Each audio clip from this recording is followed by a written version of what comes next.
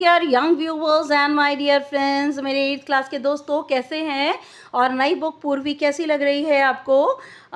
उम्मीद करती हूँ कि बुक अच्छी लग रही होगी। और थोड़ा चैप्टर डिफ़िकल्ट है, काम बहुत ज़्यादा है, लेकिन कोई बात नहीं है, थोड़ा ज़्यादा मेहनत करने से ही आपकी इंग्लिश इंप्रूव होगी। You are most welcome in Nayab thoughts in English and your teacher in is here. और आज हम करने जा रहे हैं class 8th English Poorvi, unit number 3 mystery and magic, chapter the case of the fifth world. Complete solution आपको provide करने जा रही हूँ। क्वेश्चन आंसर एक्सरसाइजेज सब कुछ सॉल्व है and explained in Hindi. Okay, तो बिना टाइम वेस्ट किए हुए आपको जो है वो सॉल्यूशन की तरफ ले चल रही हूँ। The case of the fifth word, let us do these activities before we read. और आपको अच्छी तरह पता है कि जब मैं अपने कंप्लीट सोल्यूशन देती हूँ तो उसके अंदर हमेशा हर चीज़ का मीनिंग है कि बिल्कुल स्टार्टिंग से, जहाँ से आप late us do these activities करते हैं, वहाँ से बिल्कुल स्टार्टिंग से मैं आपको प्रोवाइड करती हूँ। ओके, तो let us do these activities में वर्क इन पेयर्स, समूह में काम कीजिए। सॉल्व द क्रॉसवर्ड पजल नीचे सॉल्व कीजिए। Given below with the clues in the form of anagrams. और ये जो एनाग्राम है, एनाग्राम क्या होता है? An anagram is a word और phrase that is made by rearranging the letters. Anagram वो वर्ड या वो फ्रेज होते हैं। फ्रेज आपको बता दूं कि फ्रेज का मीनिंग होता है ग्रुप ऑफ 2 और 3 वर्ड्स, जैसे कि in order to, in spite of. तो ये जो होते हैं ये फ्रेज होते हैं। तो वर्ड्स को या फ्रेज को रीअरेंज करना, rearranging the letters in a different order, अलग ऑर्डर से, अलग क्रम से उन लेटर्स को दोबारा से रीअरेंज करना एनाग्राम कहलाता है। To make a new word और फ्रेज, और इससे क्या होता है, एक न्यू वर्ड या कोई फ्रेज हमारे सामने बनकर आता है। For example neat is an anagram of a net. देखिए, नीट का अ नेट बन गया है ना, तो यहाँ पर एक न्यू वर्ड जो है वो क्रिएट हो गया। ठीक है, तो देख लीजिए, मैं आपको अच्छे से यहाँ पे बताती जाती हूँ। अक्रॉस में नंबर 3 पर आ जाइए। पहले आप नंबर 3 में आ जाइए, डिक्लेयर। और यहाँ पे नंबर 3 में आ जाए हो जाएगा इसका क्लियर्ड। और नंबर 6 पे आइए, टक्स। नंबर 6 पे आइए, टक्स का स्टक हो गया। और देखिए, टक्स इसी में से ही हमने वर्ड को निकाला है। नंबर 7 जो पर आ जाइए, हार्ट का। नंबर 7 हार्ट का अर्थ हमने बना लिया। अब नंबर 9 पे आइए, नंबर 9 पर आ जाइए, फेल्ट का। देखते जाइए आप यहाँ पे number 9, just a minute, number 9 का हमने फेल्ट का बनाया है। जस्ट अ मिनट, लेफ्ट बना लिया हमने। ठीक है, नंबर 10 का जो है सोन का हमने यहाँ पर SOWN सोन का नंबर 10 पर आ जाइए, ओन्स बना लिया। और फिर 12 पर आइए, स्वॉर्ड का हमने नंबर 12 इज वर्ड्स बना लिया। स्वॉर्ड का हमने बना लिया वर्ड्स। नंबर 13 पर आइए, इविल का हमने लाइफ बना लिया। नंबर 13 पर आ जाइए, देखिए ये रहा नंबर 13, लाइफ बना लिया। आप इसे देख सकते हैं। इसके बाद बिल्कुल सेम ऐसे ही हमने ऊपर से नीचे आना है। हमने जो है वो नंबर 1 हमने एसिस का जो है बना लिया केस। ठीक है, नंबर 2 रीड का हमने बना लिया डियर। नंबर 4 टूल का हमने बना लिया, नंबर 4 का टूल का बना लिया लूट। और नंबर 5 एल्प्स का हमने बना लिया, नंबर 5 का बना लिया पल्स। ठीक है, नंबर 6 हुक्स का हमने बना लिया, नंबर 6 हुक्स का बना लिया शुक का मतलब हिलना होता है। नंबर 8 मेन का हमने बना लिया। आइए नंबर 8 पर, नंबर 8 का नेम बना लिया। और नंबर 11 का लव्स का हमने बना लिया सॉल्व्स। ठीक है, तो यहाँ पर हमने क्रॉस और डाउन मैंने आपको दोनों ही जो है वो आपके सामने कर दिए हैं। ज़रा थोड़े रेड कलर के जो वर्ड्स मैंने बनाए हैं उनसे आपके जो नंबरिंग है वो थोड़ी ढक गई है, उसको थोड़ा सा ठीक कर लीजिएगा। ओके, तो एक और रिक्वेस्ट है, प्लीज़ इसका बुरा मत मानिएगा। थोड़ी जो है वो ये टाइम ऐसा है, इसमें थोड़ी सी पीछे से डिस्टर्बेंस आएगी, थोड़ी बहुत आएगी, उसको प्लीज़ बेयर कर लीजिए। ओके ना, work in pairs match the different meanings of case in column 2। आपको इकट्ठे दो समूह का समूह बना लीजिए और डिफरेंट मीनिंग केस के जो है वो दिए हुए हैं कॉलम 2 के अंदर with the correct usage in the sentences in column 1। और कॉलम 1 में जो है जो भी दिए हुए उनको मैच, सीधी बात है कि आपको कॉलम 2 को जो है कॉलम 1 से, कॉलम 1 को या कॉलम 2 से मैच करना है। Lalit said that he could not sing but that was not the case। देखिए हर जगह जो केस वर्ड है ना वो उसका अलग अलग मीनिंग सामने मैच करना है, मेन बात ये है, ठीक है। तो Lalit said that he could not sing but that was not the case as he sang melodiously later।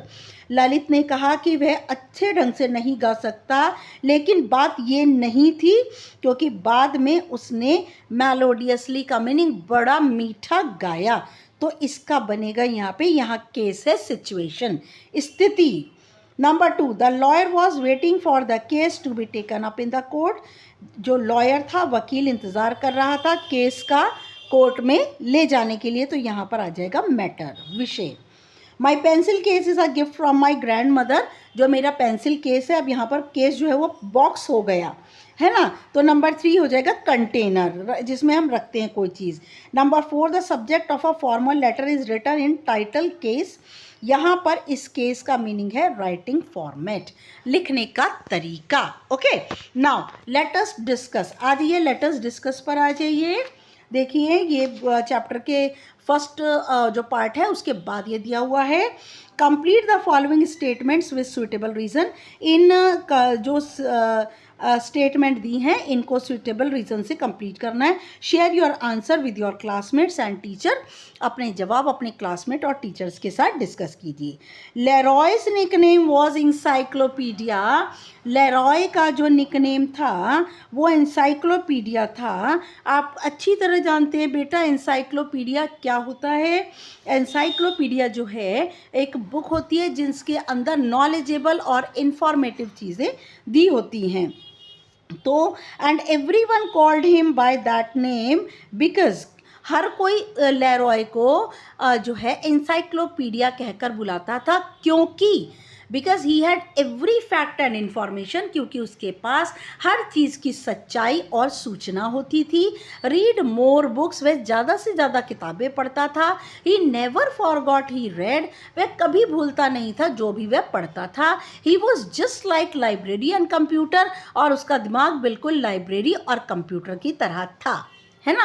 Number 2 पे आइए। As the dinner table, now at the dinner table on Tuesday night, और Tuesday मंगलवार की रात को खाने की table पर chief Brown stared at his cream of mushroom soup. और चीफ ब्राउन जो कि उसके फादर हैं, जो कि पुलिस इंस्पेक्टर हेड हैं, वह अपने क्रीम ऑफ मशरूम सूप को घूर घूर कर देख रहे थे, क्योंकि उनके दिमाग में कोई केस चल रहा था और वह उस केस के बारे में सोच रहे थे और लगातार mushroom cream of mushroom soup को घूर घूर कर देख रहे थे। ऐसा क्यों? देखिए यहाँ आइए। Encyclopedia sat quietly at the dinner table because, second number है, now soup as he had a mystery, क्योंकि उनके दिमाग में रहस्य था, and he could not solve, और उस रहस्य को वह सॉल्व नहीं कर पा रहे थे। नंबर 3 पे आइए। Encyclopedia set quietly at the dinner table because encyclopedia जिसका नाम मेन जो उसका नेम है, रियल नेम उसका है लेरॉय, ठीक है। इंसाइक्लोपीडिया सेट क्वाइटली, इंसाइक्लोपीडिया बैठा था चुपचाप एट द डिनर टेबल, खाने की टेबल पर, बिकॉज क्योंकि he knew his parents were discussing the case for his information and benefits, और वह जानता था कि उसके पेरेंट्स जो केस को डिस्कस कर रहे थे उसकी सूचना और उसके लाभ के लिए वह दोनों, उसके mother father mister and Mrs brown, उस केस को डिस्कस कर रहे थे, जिससे कि लेरॉय को सूचना मिल जाए और उसे लाभ भी मिले। नाउ नंबर 4, आइए नंबर 4 पर आ जाइए। Nolan put the will on the kitchen table because, Nolan एक बहुत बड़ा चोर है, उसके साथ डेवनपोर्ट भी है। तो नॉलन ने अपना वसीयतनामा किचन की टेबल पर रखा, क्योंकि he knew he would die after suffering a stroke, वह जानता था कि वह स्ट्रोक के बाद, स्ट्रोक क्या होता है, sudden serious illness causing inability to move. Stroke तो वैसे बेटा हार्ट अटैक के दौरे को भी कहते हैं, और अचानक से गंभीर बीमारी जिससे कि इंसान हिलने में असमर्थ हो जाता है। He knew he would die after suffering a stroke, Nolan जानता था कि इस स्ट्रोक के बाद, इस झटके के बाद वह बचेगा नहीं, मर जाएगा। He wanted to ensure Davenport, और वह इस बात का विश्वास करना चाहता था Davenport could get his belongings, कि डेवनपोर्ट जो है प्राप्त कर सके उसका सारा सामान, and the palm tree nursery, और पाम के पेड़ों का जो बगीचा छोटा सा था वो भी डेवनपोर्ट को मिल जाए। इसलिए उसने अपनी वसीयतनामा रसोई की टेबल के ऊपर रखी, जिससे कि उसकी नज़र आते ही उसके ऊपर पड़ जाए, डेवनपोर्ट की नज़र पड़ जाए। नाउ नंबर 2 सेकेंड पर आ जाइए, क्वेश्चन पढ़ देती हूँ मैं आपको। Do you think chief Brown would need Leroy's help to solve this case? क्या आप क्या सोचते हैं कि चीफ ब्राउन को लेरॉय की सहायता चाहिए थी इस केस को हल करने के लिए? इफ़ येस वाई, अगर हाँ तो क्यों? इफ़ नो वाई नॉट, अगर नहीं तो क्यों नहीं? आइए। Yes I think chief Brown would need Leroy's help. हाँ, मैं सोचती हूँ कि चीफ ब्राउन कौन है? लेरॉय के फादर।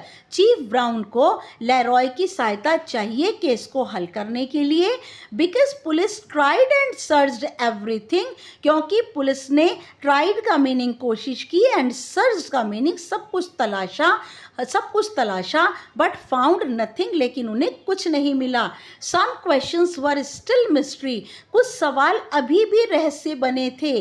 दीज क्वेश्चंस वर, ये सवाल थे, where the stolen jewellery was hidden, चुराया हुआ जो जेवरात था वह कहाँ छुपा हुआ था। Why Nolan left everything to Davenport, और नॉलन ने सब कुछ अपने वसीयतनामे में सब कुछ डेवनपोर्ट के नाम क्यों लिखा? Leroy solve the case before the dinner was over, Leroy ने केस को सॉल्व कर दिया खाने की टेबल पर उठने से पहले, खाना समाप्त होने से पहले उसने केस को सॉल्व कर दिया। नाउ आ जाइए लेटस डिस्कस पर आ जाइए, चैप्टर के एंड में दिया हुआ है। A fact is something that can be proven true or false. Fact वो होता है जिसे सही या गलत साबित किया जा सकता है। A fact is not based on people's belief. जो फैक्ट होता है वह लोगों के विश्वास पर आधारित नहीं होता। An opinion on the other hand, और यहाँ तक कि जो विचार होता है दूसरी ओर, is a belief, वह एक विचार विश्वास होता है, एक फीलिंग भावना होती है, और जजमेंट एक न्याय होता है, and can vary from one person to another, और ये विश्वास, भावना और ये न्याय एक व्यक्ति से दूसरे व्यक्ति का फर्क हो सकता है। An opinion can not be proven, विचार को सिद्ध नहीं किया जा सकता।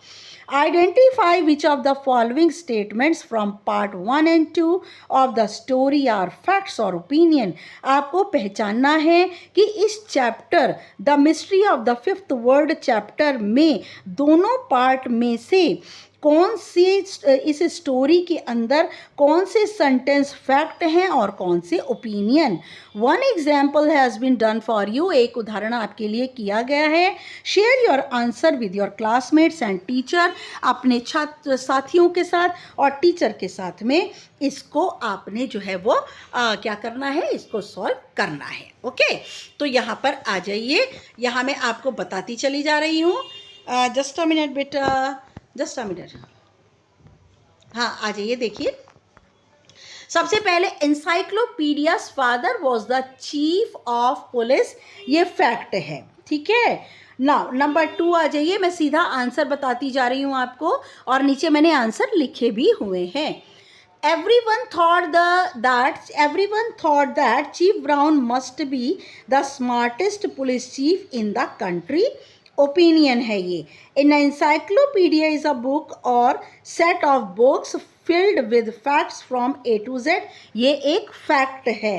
Leroy's friends said that he was like a library and computer rolled into ones. Leroy के फ्रेंड्स कहा करते थे कि लेरॉय लाइब्रेरी और कंप्यूटर दोनों ही मिलाकर एक है एंड मोर यूज़र फ्रेंडली, और वह बाकी चीज़ों से लाइब्रेरी और कंप्यूटर से कहीं ज़्यादा फ्रेंडली है. ये ओपिनियन है. Two masked man held up the diamond mart on 6th avenue, और दो चेहरे पर मास्क लगाए हुए, नकाब लगाए हुए दो आदमी डायमंड मार्ट के अंदर 6th एवेन्यू में गए. ये एक फैक्ट है. नाउ नेक्स्ट आ जाइए. Nolan and Davenport had met while both were in prison in South Carolina. Nolan and Davenport दोनों के दोनों जो है मिल चुके थे जबकि वह दोनों साउथ कैरोलिना के अंदर जेल की कोठरी में थे. तो ये एक फैक्ट है. नाउ नेक्स्ट आ जाइए. Chief Brown's hunch was that. Chief Brown के मन में एक ये बात थी, हंच का मीनिंग एक शक था, that Davenport and Nolan decided to hide the loot, कि डेवनपोर्ट और नॉलन ने निर्णय लिया कि वो लूट की जो ज्वेलरी है उसको वह छुपा देंगे अंटिल थिंग्स कूल डाउन, जब तक सारी चीज़ें शांत नहीं हो जाती, ठंडी नहीं हो जाती, तब तक वह लूट के सामान को छुपा देंगे. ये चीफ ब्राउन का एक शक था. तो ये सेंटेंस ओपिनियन है. Nolan wrote a 4 words code to tell Davenport. Nolan ने 4 शब्दों का एक कोड बनाया था डेवनपोर्ट को बताने के लिए where he had hidden the stolen jewellery, कि चुराया हुआ जो जेवरात है उसने कहाँ छुपाया है.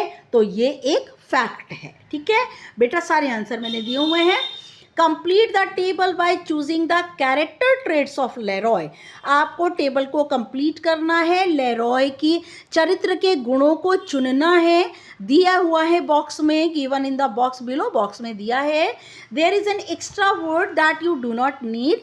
यहाँ पर उसके कैरेक्टर का एक गुण फालतू दिया है, उसे आपको लेने की ज़रूरत नहीं.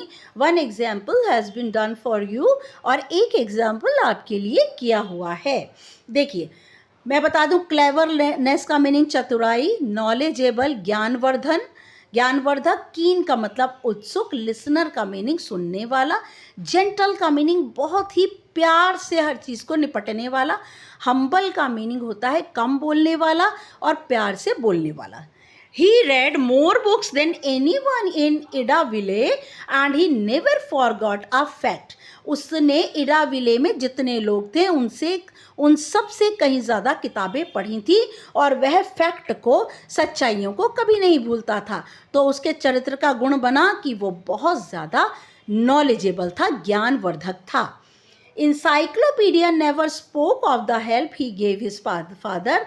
लेरॉय या इंसाइक्लोपीडिया कभी भी वो सहायता जो कि अपने पिता को वह देता उसके बारे में वह कभी किसी से ना कहता. He did not want to seem different from other boys. He did not want to seem, वह दूसरे लड़कों से अलग दिखना नहीं चाहता था. तो वह हम्बल था, विनम्र था. ठीक है. Now encyclopedia sat quietly.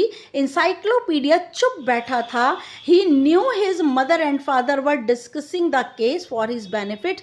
वह जानता था कि उसके माँ और पिताजी केस को डिस्कस कर रहे हैं उसके फ़ायदे के लिए. यहाँ पर वह कीन लिसनर है, बहुत ही आराम से, उत्सुकता से सुनने वाला है. Usually he needed to ask only 1 question. अक्सर वह सिर्फ एक सवाल पूछा करता था. To solve a case before dessert. Dessert क्या होती है? कोई मीठी डिश. मीठी डिश, खाना खाने के बाद मीठी डिश खाने से पहले अक्सर वह सिर्फ एक सवाल पूछा करता था. इससे उसकी चतुराई सामने आती है. Okay, let us think and reflect. Read the given extract and answer the questions that follow. Now इसको सबसे पहले हम पढ़ते हैं. Chief Brown would have like to tell everyone about his only child. Chief Brown जो है कहना पसंद करते थे, अब उनका एक ही बच्चा था और वह था लेरॉय, उसके बारे में वह सबको बताना पसंद करते थे. But who would believe him, लेकिन उनका कौन विश्वास करता कि who would believe that the best detective alive was an 8th grader? कौन विश्वास करता कि इस दुनिया का सबसे ज़्यादा बेहतरीन जासूस जो है वो सिर्फ 8वीं कक्षा का छात्र है? सो ही सेड नथिंग, इसलिए चीफ ब्राउन किसी से कुछ नहीं कहते थे. Encyclopedia never spoke of the help he gave his father. Encyclopedia कभी भी उस सहायता के बारे में ना कहता जो वह अपने पिता को देता था. He did not want to seem different from other boys, वह दूसरे लड़कों से अलग लगना नहीं चाहता था. But there was nothing he could do about his nickname, लेकिन वह अपने निकनेम क्या उसका बेटा इंसाइक्लोपीडिया, अपने निकनेम के बारे में वो कुछ नहीं कर सकता था. He was stuck with it, और इंसाइक्लोपीडिया वर्ड से वह चिपक कर रह गया था. Only his parents and teachers called him by his real name, सिर्फ उसके पेरेंट्स और उसके टीचर्स ही उसे उसके वास्तविक नाम लेरॉय कहकर उसे पुकारते थे. Everyone else called him encyclopedia, हर कोई उसे एनसाइक्लोपीडिया ही कह करके बुलाता था. आ जाइए, complete the following sentences with a suitable reason. इसको सुइटेबल रीज़न से आपको कंप्लीट करना है. Chief Brown's dilemma can be called unique. Chief Brown की समस्या को आप अद्भुत या एक अकेली अलग सी समस्या कह सकते हैं. बिकॉज, क्यों कह सकते हैं, उनकी क्या समस्या थी, आइए यहाँ पर देखते हैं. यस नाउ, इसका नीचे आंसर मैंने दिया. हिज सन वॉज इन, उनकी समस्या थी his son was in 8th grade, उनका बेटा 8वीं कक्षा में था. He was the best detective, वह सबसे बढ़िया डिटेक्टिव था. It would be difficult for people to believe, और लोगों के लिए ये विश्वास करना बहुत ही ज़्यादा मुश्किल था, और यही उनका एक अद्भुत सा डायलेमा, उनकी समस्या थी. What can be inferred about why encyclopedia never spoke of the help he gave his father? और encyclopedia what can be inferred, ये बात किस ओर इशारा करती है कि क्यों encyclopedia वो सहायता जो कि वो अपने पिता को दिया करता था, कौन सी सहायता देता था, वो उनके मुश्किल से मुश्किल केस को हल करता था. वो सहायता जो वो अपने पिता को दिया करता था, वह कभी भी उस सहायता के बारे में नहीं बोला करता था. आइए इसको देखते हैं. इसमें कौन, yes now, he is shy and lacks confidence in his abilities to share his insights. वह शर्मीला था और उसके अंदर विश्वास की कमी थी कि वह अपनी जो भी एबिलिटीज़ थी, उसकी जो क्वालिटीज़ थी, जो उसके भीतर इन हिज इनसाइट्स जो उसके भीतर थी, वो शर्मीले होने की वजह से और अपने आत्मविश्वास कम होने की वजह से शेयर नहीं कर पाता था. नहीं, ऐसा तो नहीं था, गलत है ये. He wants to avoid the jealousy others might feel about his skills. वो चाहता था कि दूसरे बच्चे उसे देख करके जेलसी, ईर्ष्या महसूस करेंगे, उसके स्किल्स को देख करके ईर्ष्या महसूस करेंगे. ये भी गलत है. He desires to blend with the other boys to prevent seeming different. वह blend का मतलब होता है मिक्सअप हो जाना. उसकी इच्छा थी कि वह दूसरे लड़कों के साथ मिक्सअप हो जाए, जिससे कि वो अपने आप को अलग ना दिखा पाए. तो ये करेक्ट आंसर है. और नेक्स्ट में पढ़ देती हूँ. He is embarrassed about being smarter than most adults around him. और उसे शर्म आती थी कि वह बाकी लोगों से चतुर है. जितने भी एडल्ट्स उसके बड़े लोग उसके आसपास हैं, उनसे वो कहीं ज़्यादा जो है वो स्मार्टर है. उससे एम्बेरस्ड फील होता था. ये गलत है. The parents choose not to call their son encyclopedia. और पेरेंट्स ने ये चूज़ किया था, चुना था कि वो अपने बेटे को इंसाइक्लोपीडिया नहीं बुलाएंगे. Select the reason that is false. Reason select करना है जो कि गलत है. For them he is more than his unique abilities. और उनके लिए वह एक अद्भुत क्वालिटी से कहीं ज़्यादा था. ही इज़ देयर चाइल्ड, वह उनका बेटा था. विद अ पर्सनल आइडेंटिटी, और उसकी अपनी पर्सनल व्यक्तिगत आइडेंटिटी, पहचान थी. Calling him by his real name reflects their affection. और उसको जब वो उसके सही नाम से बुलाते थे, सच्चे नाम से बुलाते थे, तो ये दिखाता है उनका स्नेह लेरॉय के प्रति. And the desire to acknowledge him as an ordinary boy. और उनकी इच्छा थी, डिज़ायर का मतलब इच्छा थी कि वह एक्नॉलेज करना चाहते थे, पहचान बनाना चाहते थे कि वह भी एक साधारण बच्चा था. They want him to be remembered as different from the others around. वे चाहते थे कि वह हमेशा याद रखे कि वह बाकी के आसपास के बच्चों से अलग है, तो ये गलत है। वे नहीं चाहते थे कि वे ऐसा महसूस करें कि वे आसपास के बच्चों से अलग है।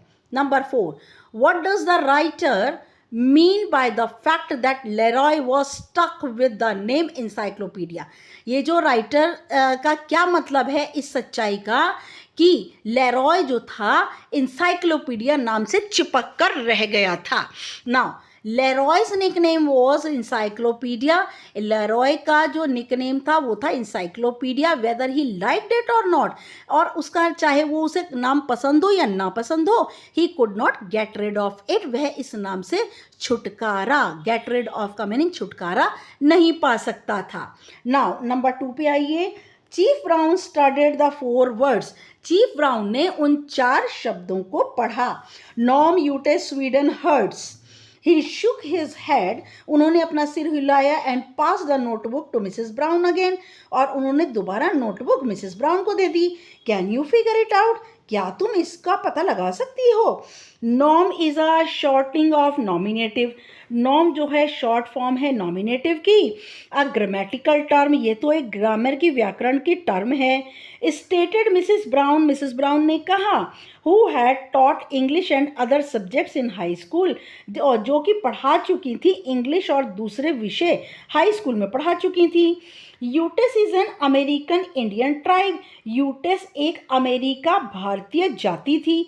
Sweden is a country in northern Europe, और स्वीडन जो है वो कंट्री होती देश है नॉर्दर्न उत्तरी यूरोप के अंदर। हर्ट्स इज हर्ट्स, और हर्ट्स का मतलब तो हर्ट्स होता ही है, आपको पता है हर्ट्स का मतलब होता है किसी को नुकसान पहुंचाना। Now she lifted her gaze to encyclopedia, उन्होंने गेज का मतलब नज़र उठाकर देखा इंसाइक्लोपीडिया को, एंड शुक हर हेड, और अपना सिर हिलाया। I can't figure it out, she confessed. Confessed का मीनिंग स्वीकार करना, उन्होंने स्वीकार कर लिया कि मैं ये पता नहीं लगा सकती। फिगर इट आउट का मीनिंग होता है नहीं समझ सकती। Davenport disappeared right after the hold-up, encyclopedia reminded her. Encyclopedia ने reminded का मीनिंग याद दिलाया अपनी मदर को कि Davenport disappeared का मीनिंग अदृश्य हो गया right after the hold-up. hold-up का मीनिंग जेवरातों की चोरी के एकदम बाद Davenport जो है एकदम गायब हो गया। What does Chief Brown's reaction of shaking his head suggest? Chief brown का जो प्रतिक्रिया थी, जो उन्होंने अपना सिर हिलाया, suggest about his understanding of the 4 words, उन 4 शब्दों की समझ के लिए क्या सुझाव देता है? He is confident that the words are a clue, उन्हें विश्वास था कि यही 4 शब्द क्लू हैं, चिन्ह है केस के लिए। He is confused, unable to make sense of the words, वह परेशान हो गए और उन शब्दों के अर्थ निकालने में असमर्थ हो गए। He believes the words are random and meaningless, उन्होंने विश्वास कर लिया कि वर्ड्स उल्टे सीधे हैं और बिना अर्थ के हैं। He thinks the words are unrelated to the case, उन्होंने ये वह सोचते हैं कि ये चारों के चारों शब्द केस से जुड़े हुए ही नहीं हैं। तो बी आपका ठीक है। He is confused, unable to make sense of the words, वह परेशान हो गए और वह शब्दों का कोई अर्थ नहीं निकाल पाए। Identify whether the given statement is true or false, आपको पहचानना है कि दिया हुआ वाक्य सही है या गलत। Mrs brown explained, Mrs Brown ने वर्णन किया, बताया the actual meaning of the individual words, उन्होंने एक एक शब्द लेकर हर एक का सही अर्थ बताया। Rather than decoding the hidden message behind them, बजाय इसके कि उन शब्दों के पीछे जो छुपा हुआ संदेश था, बजाय उसको बताने के उन्होंने हर एक शब्द का अलग अलग अर्थ बताया। तो ये बिल्कुल ट्रू है, उन्होंने हिडन मैसेज वो समझ नहीं पाई थी, बल्कि उन्होंने हर एक वर्ड का मीनिंग बताया। Number 3, What does Mrs. Brown's inability to decode the words suggest about the message? Mrs. Brown की जो उनकी मदर है एनसाइक्लोपीडिया लेरॉय की, उन्होंने अपनी असमर्थ्य बताई उन वर्ड्स को डिकोड करने में, जो कोड वर्ड्स है उनका मीनिंग निकालने में। तो ये मैसेज के बारे में क्या बताती हैं? Mrs Brown's inability to decode the words, Mrs Brown की असामर्थ्य उन 4 शब्दों के कोड को तोड़ने की ये सुझाव देती है अबाउट द मैसेज, मैसेज के बारे में ये बताती है that it was designed cleverly, कि ये मैसेज बड़ी चतुराई से बनाया गया था।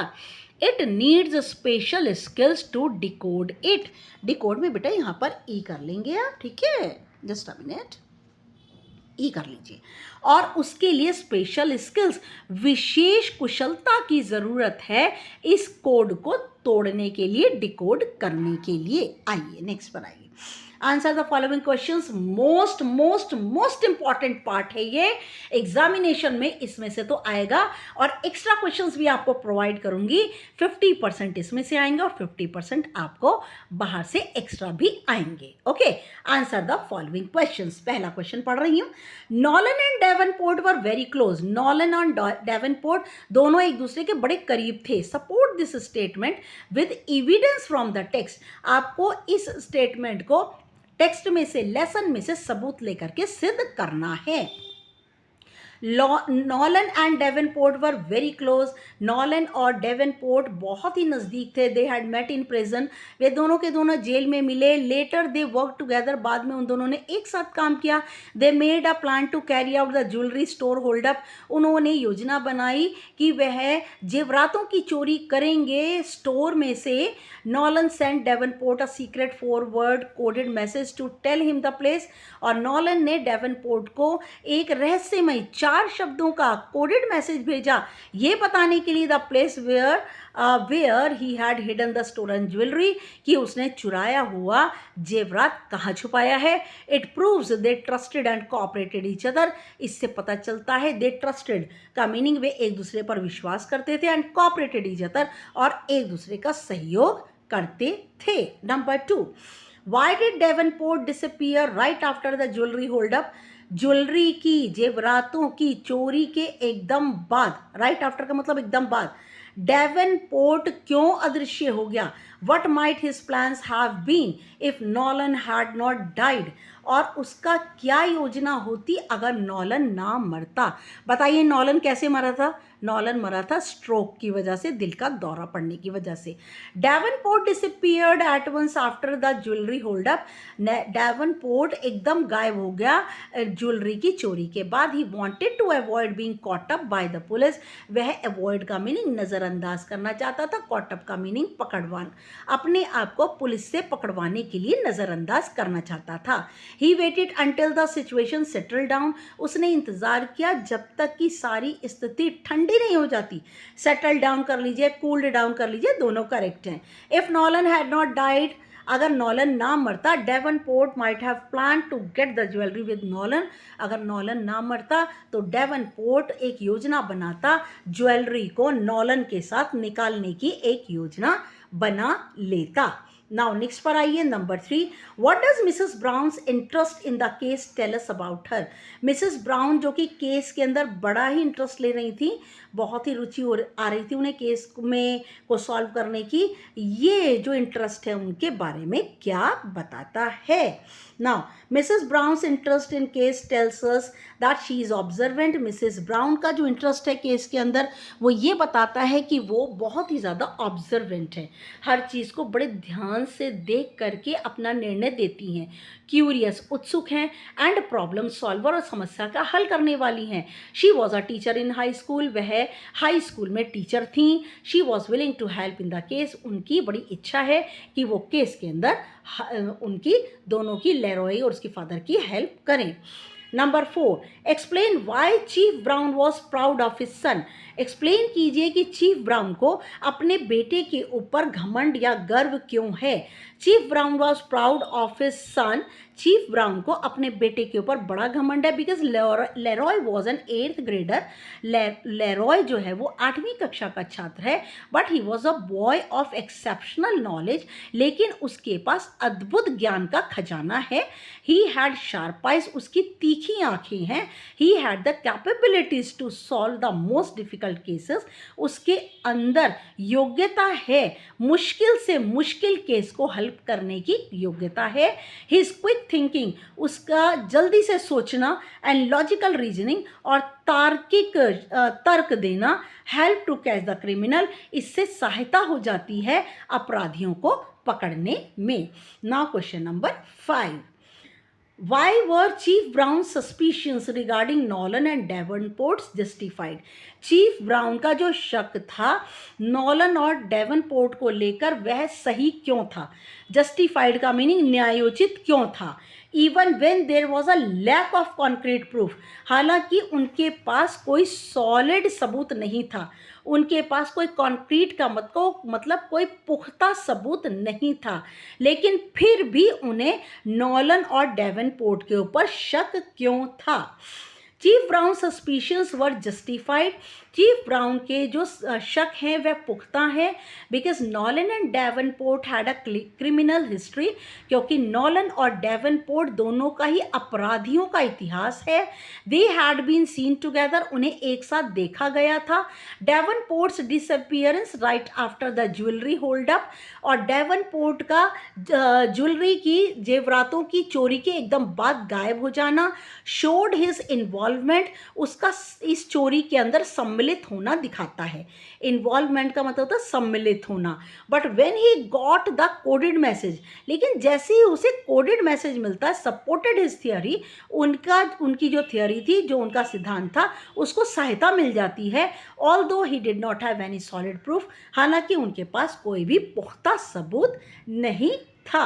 नाउ क्वेश्चन नंबर 6 पर आ जाइए। Analyse the role of 4 words coded message in the story. जो 4 शब्दों का जो कोडेड मैसेज है ना कहानी में, उसका विश्लेषण, उसकी भूमिका का विश्लेषण कीजिए। नाउ आ जाइए, देखिए the 4 words coded message, nom, Utes, Sweden, ये बेटा हंट्स नहीं है यहाँ पे, ये HURTS है, ठीक है। जो 4 शब्दों का कोडेड मैसेज है ना, nom, Utes, Sweden, hurts, proved as the important clue in solving the mystery, और ये सिद्ध होता है बहुत ही महत्वपूर्ण चिन्ह इस रहस्यमय केस को सुलझाने में। It looked meaningless at first, शुरू में तो ये बिल्कुल ही बिना अर्थ का लगता है। It was the clever way to express the location of the stolen jewellery to Davenport, और ये बड़ा ही चतुराई से भरा तरीका था व्यक्त करने का। लोकेशन का मतलब वो जगह बताई गई थी जहाँ पर स्टोलन ज्वेलरी, डेवनपोर्ट को वो जगह बताई गई थी जहाँ पर चुराई हुई ज्वेलरी, चुराया हुआ जेवरात छुपा हुआ था। This code challenged mister brown and Leroy, और इस कोड ने चुनौती दी मिस्टर ब्राउन को और लेरॉय को। It highlighted his skill in relating it to the crime, और ये हाईलाइट करता है लेरॉय की स्किल को जो कि इस अपराध से उसको जोड़ती है। ठीक है, नाउ नंबर 7 लास्ट पर आ जाइए आप। लास्ट क्वेश्चन है, बहुत इंपॉर्टेंट लास्ट क्वेश्चन है, बता दूं आपको। Right a character sketch on Leroy, Leroy के चरित्र का चित्रण कीजिए with the help of the character traits table given in late us discuss. Late us discuss अभी हमने किया था ना कि वो कीन लिसनर है, नॉलेजेबल है, इन सब को लेकर के आपको इसका कैरेक्टर स्केच बनाना है। You may begin it like this, आप इसे ऐसे शुरू कर सकते हैं। देखिए, आइए देखिए, ये बहुत इंपॉर्टेंट है बेटा, लेरॉय का कैरेक्टर स्केच 5 मार्क्स में ज़रूर आ सकता है। देखिए, इंसाइक्लोपीडिया वहाँ से भी शुरू कर सकते हैं जहाँ से दिया हुआ है। Encyclopedia was the nickname of 8th grader. Encyclopedia nickname था जो कि 8वीं कक्षा का स्टूडेंट है लेरॉय। ही वॉज नॉलेजेबल, वह बहुत ही ज़्यादा ज्ञानवर्धक था। He had never forgotten the fact, वह सच्चाई कभी नहीं भूलता था। He was very humble and polite, वह बहुत ही विनम्र और बहुत मीठा बोलने वाला था। ही वॉज नॉट बोस्टफुल, वह गप लगाने वाला नहीं था। He did not tell the help he gave his father, वह सहायता जो वह अपने पिता को देता था उसके बारे में कभी नहीं बोलता था। He prefer to mix with other boys, और वह चाहता था दूसरे लड़कों के साथ मिक्स होना ज़्यादा उसे पसंद था। ही वॉज अ कीन लिसनर एंड ऑब्जर्वेंट, वह बहुत ही उत्सुकता से सुनता था और हर चीज़ को बहुत ध्यान से ऑब्जर्व करता था। ही लिसनड अटेंटिवली, अटेंटिवली का मतलब ध्यान से, वह हर चीज़ को ध्यान से सुनता था। टू द कॉन्वर्सेशन, किसी की भी बातचीत को बहुत ध्यान देकर सुनता था। थ्रू हिज क्लेवरनेस, अपनी चतुराई से ही सॉल्व मिस्ट्री केसेस, वह रहस्य भय केसेस को हल करता था। Often before dessert at dinner table, और मीठे की प्लेट खाने से पहले डिनर के टेबल पर वो केस को हल कर देता था। He is the combination of intelligence and politeness, वह बहुत ही ज़्यादा बुद्धिमानी और विनम्रता का वह एक कॉम्बिनेशन था, मिश्रण था। He was the best detective, और वह सबसे बेहतरीन डिटेक्टिव एडाविले में था। Okay, now let us learn now. Match the phrasal verbs from the text given in the column 1 with their meaning in column 2. आपको मैच करनी है phrasal verb की column 1 से column 2 को. Put on का meaning है wear clothes, hat, etc. Cooled down का meaning हुआ became normal और calmed, बिल्कुल शांत या सामान्य हो जाना. टर्न्ड अप का मीनिंग हुआ अपीयर्ड, बीन डिस्कवर्ड, दिखाई दे जाना, ढूंढ लिया जाना. मेक ऑफ का मीनिंग होगा हैव एन आइडिया और अंडरस्टैंडिंग ऑफ समथिंग, किसी चीज़ का विचार या किसी चीज़ की समझ. फिगर आउट का मीनिंग बनेगा सॉल्व अ प्रॉब्लम, किसी समस्या का हल करना. गॉट अवे विद का बनेगा एस्केप्ड विदाउट बीइंग पनिश्ड, बचकर निकल जाना बिना किसी सजा के. Now fill in the blanks with the phrasal verbs given in column 1. Column 1 में जो लेफ्ट हैंड साइड पर जो भी दी हुई है फ्रेजल वर्ब उसको आपको फिलअप में भरना है. Finally some important evidence about the case has turned up, और अंत में इम्पॉर्टेंट एविडेंस, बहुत ही ज़्यादा ज़रूरी सबूत जो थे केस के, टर्न्ड अप, वह मुड़ गए, वापस आ गए. After cool down I understood that I have made a big mistake, और मेरा दिमाग ठंडा होने के बाद मुझे समझ में आया कि मैंने बहुत बड़ी गलती की है. I could not figure out why he was angry with me, मैं इस समस्या को हल नहीं कर सक पा रही हूँ कि वह मुझसे नाराज़ क्यों है.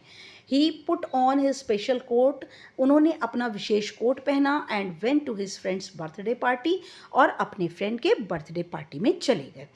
Ravi forgets to do his homework, Ravi भूल गया अपना होमवर्क करना. But he got away with it as teacher did not ask for it that day, लेकिन वह बचकर सजा से निकल गया क्योंकि टीचर ने उस दिन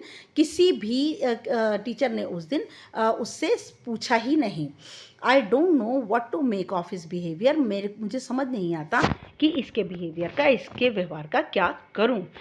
Fill in the blanks in the following sentences by choosing the correct word pairs from the box. यहाँ पर बॉक्स के अंदर पेयर दिए हुए हैं, और आपको बता दूँ ये वीक आप देख सकते हो कि स्पेलिंग दोनों फ़र्क हैं और मीनिंग भी फ़र्क है, तो इन्हें हम होमोफोन्स कहते हैं. होमोनियम में बेटा स्पेलिंग एक ही होती है, लेकिन जो मीनिंग अलग अलग होते हैं, लेकिन स्पेलिंग सेम होती है, ठीक है, और मीनिंग अलग अलग होते हैं. लेकिन होमोफोन्स में दोनों स्पेलिंग भी फ़र्क होती हैं और मीनिंग भी फ़र्क होते हैं, ठीक है. After running for 50 kilometres last week, I felt weak for 2 days.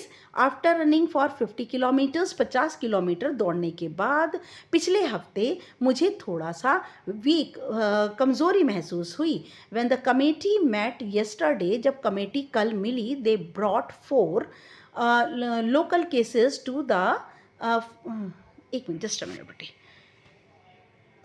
Just a minute. ये जो है ना बेटा, यहाँ पे मैं बता देती हूँ आपको, गलती से ये 4 भरा गया, ये यहाँ पे आएगा 4 केसेस, टू द 4 यहाँ पे आएगा FOR, ठीक है, कि जब कमेटी कल मिली तो वह 4 केसेस जो है 4 का मीनिंग सामने लेकर आई. While learning to drive, Reena used too much forces on the brake. और जब वह ड्राइविंग सीख रही थी तो रीना ने बहुत ज़्यादा ताकत ब्रेक के ऊपर लगाई, causing the brake to break down, और इससे कार जो है वह ब्रेक डाउन का मीनिंग खराब हो गई. He has composed a beautiful piece of music, उसने बहुत ही खूबसूरत संगीत का एक टुकड़ा बनाया है in order to bring peace to thousands of people, जिससे कि हज़ारों लोगों के बीच शांति बन जाए। She was busy dyeing her hair, वह अपने बाल रंगने में बहुत ज़्यादा जो थी बिजी थी, but not caring about the dying flowers in her garden, उसको अपने बगीचे में मरते हुए फूलों की ज़रा भी परवाह नहीं थी। नाउ लेरॉय सॉल्ट, ये देखिए आप यहाँ पे बहुत ही बढ़िया एक चीज़ दी हुई है। Leroy solved the mystery of the missing fifth word, Leroy ने मिसिंग फिफ्थ वर्ड की रहस्य को हल कर दिया with his critical thinking abilities, अपनी बहुत ही जटिल सोचने वाली योग्यताओं से। Work in pairs to solve the puzzles given in the illustrations, नीचे इलस्ट्रेशन में कुछ पजल्स दी हैं, कुछ पहेलियाँ दी हैं, उन्हें अपने दिमाग से हल कीजिए एंड इन्फर व्हाट दे से, और बताएं कि ये क्या कहती हैं। One example has been done for you, एक एग्जाम्पल आपके लिए किया हुआ है। आंसर में देखिए सीक्रेट सीक्रेट सीक्रेट का मतलब वो बहुत टॉप सीक्रेट, मीनिंग हुआ बहुत ही ज़्यादा लंबा चौड़ा और कोई बहुत बढ़िया सीक्रेट, ठीक है। एज्ड एज्ड एज्ड, देखिए एज्ड के नीचे जो है वो अंडरलाइन किया हुआ है, इसका मीनिंग हुआ वेरी मच एज्ड, बहुत ज़्यादा बूढ़ा या अ वेरी लॉन्ग टाइम, या बहुत लंबा समय। फिर हो जाएगा ट्राई टू अंडरस्टैंड, ठीक है, ठीक है बेटा। नेक्स्ट में आ जाएगा थर्ड में दैट लेटर डब्ल्यू, ये है ऊपर ये जा रहा है यू यू यू यू का मतलब हो गया लेटर डब्ल्यू। फिर आ जाइए यहाँ पर गो ओवर इट, ठीक है, यहाँ गो दिया हुआ है और इट जो है ये ऊपर ऊपर जा रहे हैं, गो ओवर इट। फिर आ जाइए यहाँ पे 6 बार सेंस दिया हुआ, छठे सेंस के ऊपर सर्कल किया हुआ, तो ये हो जाएगा सिक्स्थ सेंस। मिलियन के बाद 1 दिया हुआ है तो 1 इन अ मिलियन, और फिर उसके बाद में दिया हुआ है 12 के ऊपर वंस ओवर, कि यहाँ पर आकर ख़त्म हर चीज़ होती है, ठीक है। और उसके बाद रोड्स दिया और उसमें क्रॉस बना हुआ है, तो ये हो जाएगा क्रॉस रोड्स, ठीक है। Spoonerism is a mistake made while speaking, spoonerism वो गलती होती है जो कि बोलते समय हो जाती है। Where the first sounds of the words in a phrase, जहाँ पर फ्रेज के अंदर जो पहली आवाज़ होती है, और अ सेंटेंस आर एक्सचेंज, या फिर जो सेंटेंस होते हैं वह दूसरे वाले से बदल जाते हैं। This usually gives a funny meaning, इससे बहुत ही फनी मीनिंग हमारे सामने आते हैं।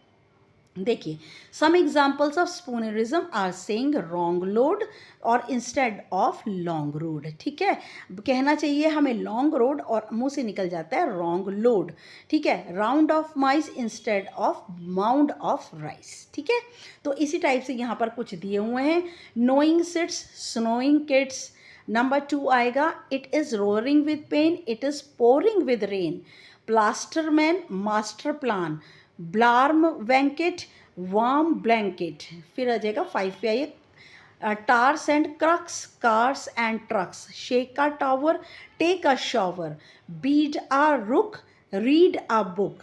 Modern me mad padam, pardon me madam. देखिए बड़े फनी वर्ड्स हैं कि नहीं है।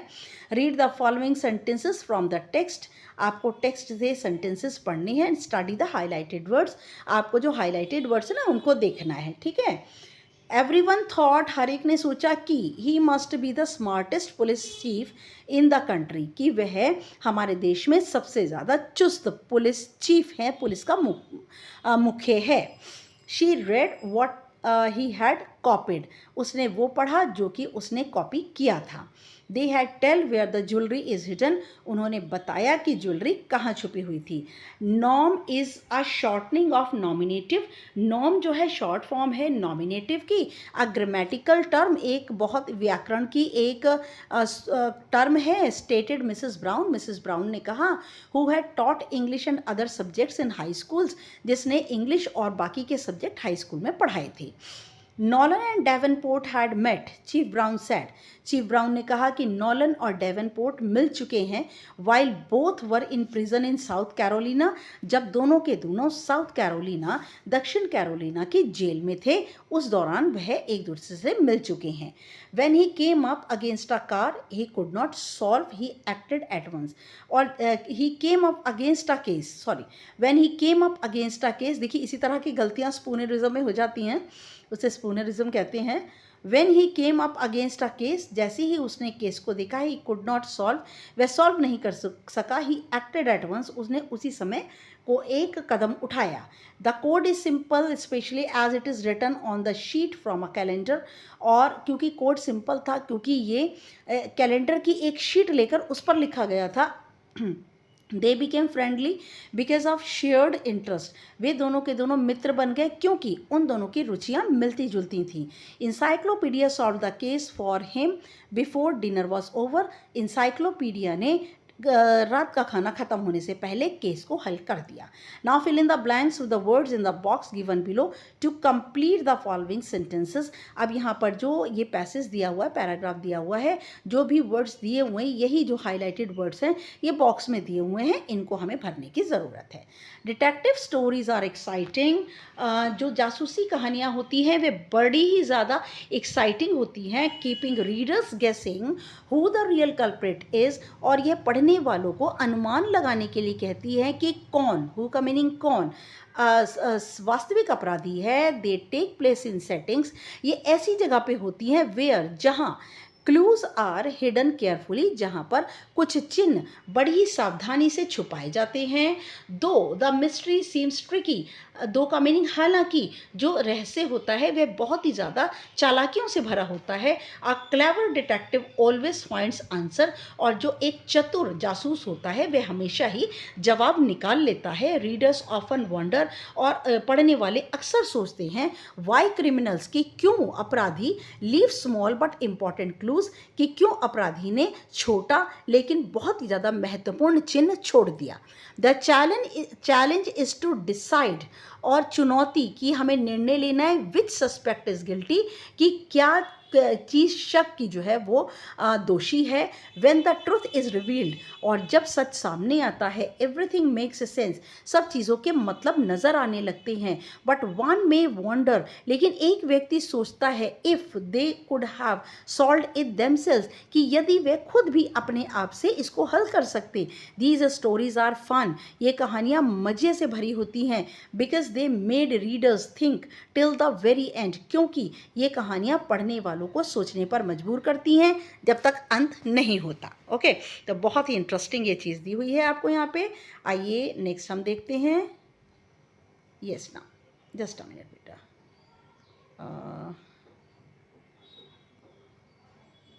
ना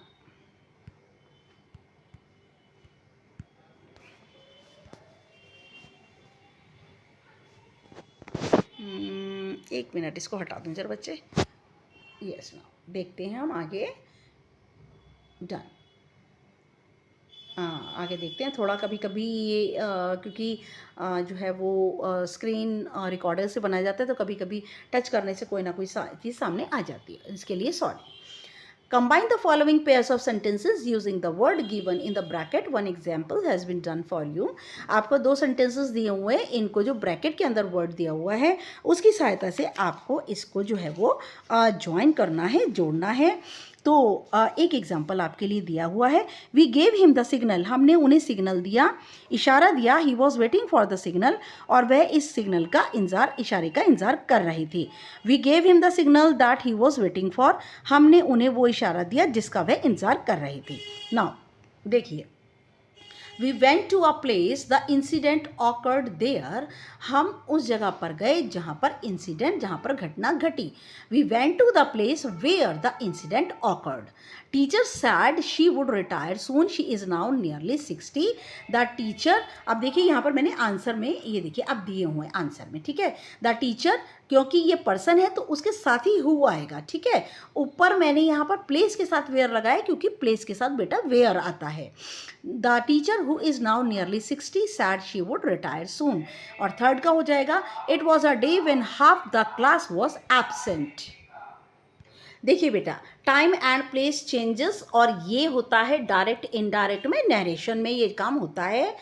नाउ देन में चेंज होता है, एगो बिफोर में, टुडे दैट डे में, टुमारो द फॉलोइंग डे में, येस्टरडे द डे बिफोर में, द नेक्स्ट वीक मंथ या year, the next week next month next year, the following week following month following year. Here का there हो जाता है, this का that और this का दोस।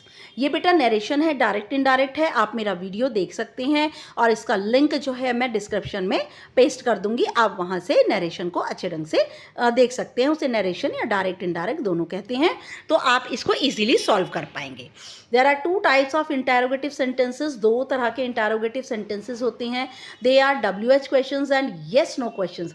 एक होता है WH क्वेश्चन जिसके अंदर हमें पूरा फुल फ्लेज आंसर देना होता है, और एक क्वेश्चन ऐसे होते हैं जिसमें सिर्फ येस या नो से जो है वो काम चल जाता है। Steps for reporting WH questions and yes no questions. देखिए रिपोर्टिंग कैसे करते हैं। Replace the reporting verb said with words like asked, inquired, interrogated or questioned. ठीक है। Now convert the interrogative sentence into a declarative one. हमें जब भी हम रिपोर्टेड स्पीच जब हम चेंज करते हैं, डायरेक्ट इनडायरेक्ट में चेंज करते हैं, तब इंटरोगेटिव सेंटेंस को हम डेक्लेरेटिव सेंटेंस में, फुल स्टॉप के सेंटेंस में चेंज करते हैं। ये सब बातें आपको थोड़ी अजीब लगेंगी, लेकिन इसके जो रूल्स हैं मेरे वीडियो में, डायरेक्ट इनडायरेक्ट के वीडियो में आप देख सकते हो। Apply the appropriate tense shift as per the rules of tense changes. और आप टेंस को जो है उपयुक्त रूप से चेंज कर सकते हैं, जो कि टेंस के रूल्स हैं। Remove quotation marks. Quotation mark का मतलब कॉमा, इन्वर्टेड कॉमा हटा देते हैं और क्वेश्चन मार्क भी हटा देते हैं। Omit the conjunction that in the reported speech. और जो कंजंक्शन आता है रिपोर्टेड स्पीच में उसे हटा देते हैं। ओके।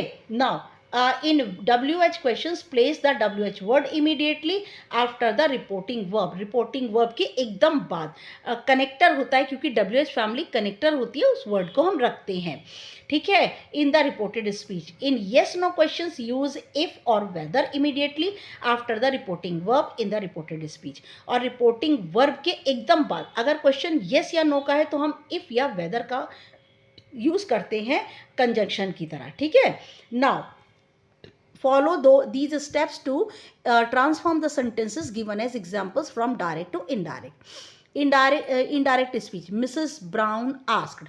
देख सकते हैं आप, जस्ट ऊपर दिया हुआ है शायद कोई, देखिए क्वेश्चंस नहीं अभी नहीं दिए हुए, मैं दिखाती हूँ आपको। देखिए, Mrs Brown asked, Mrs brown ask Leroy, Mrs Brown inquired, Mrs brown ask chief brown, Mrs Brown inquired. देखिए इनको ना हमने किस टाइप से, जस्ट अ मिनट, शायद इसके अंदर यहाँ देखिए, यहाँ पे आया हुआ है, यहाँ देखिए, मैं इसको यहाँ से पहले मैंने इसे पढ़ दिया था ना। Read the following sentences from the text. देखिए टेक्स्ट में ये सेंटेंसेस पढ़िए। What is suspicious about that, Mrs Brown asked. फिर आ जाएगा what do you make of the 4 words Leroy, wasn't he mixed up in a jewellery robbery a few years ago, didn't you search Nolan's house dear, is there a young fir tree in Mr Nolan's palm tree nursery. ठीक है। The given sentences are the direct words of the speaker, hence they are in direct speech. ये ना जो हम किसी सामने वाले से कहते हैं वो डायरेक्ट वर्ड आए हुए हैं, लेकिन अगर हमने जो वर्ड सामने वाले से कहे हैं, सामने वाला किसी और को जा करके अगर हमारी स्पीच बताता है तो वो इनडायरेक्ट स्पीच होती है। While reporting these direct words to someone else at some other time, कि हम किसी और समय, एक व्यक्ति ने दूसरे व्यक्ति से कहा है, जब दूसरा व्यक्ति तीसरे व्यक्ति से जा करके उसी सेम बात को कहता है तो एंड सम अदर प्लेस, किसी और जगह किसी और टाइम पर कहता है, we make certain modification in person tense and adverbs of place and time. उस समय हम person tense and adverbs of place और टाइम के अंदर चेंज करते हैं। ठीक है। तो यहाँ पर जो टेंस होता है वो चेंज हो जाता है। प्रेजेंट टेंस पास्ट में, पास्ट पास्ट परफेक्ट में, पास्ट परफेक्ट में कोई चेंज नहीं होता। प्रेजेंट प्रोग्रेसिव, पास्ट प्रोग्रेसिव में, प्रेजेंट प्रोग्रेसिव का मीनिंग हुआ प्रेजेंट कॉन्टिन्यू, पास्ट कॉन्टिन्यू में चेंज होता है। Past perfect, past perfect progressive में, और प्रेजेंट परफेक्ट पास्ट परफेक्ट में। प्रेजेंट मॉडल, विल शैल जो जितने भी हैं वो पास्ट के मॉडल में चेंज हो जाते हैं, और पास्ट के जो मॉडल होते हैं जैसे कि वुड है, शुड है, इनमें कोई चेंज नहीं आता। ठीक है।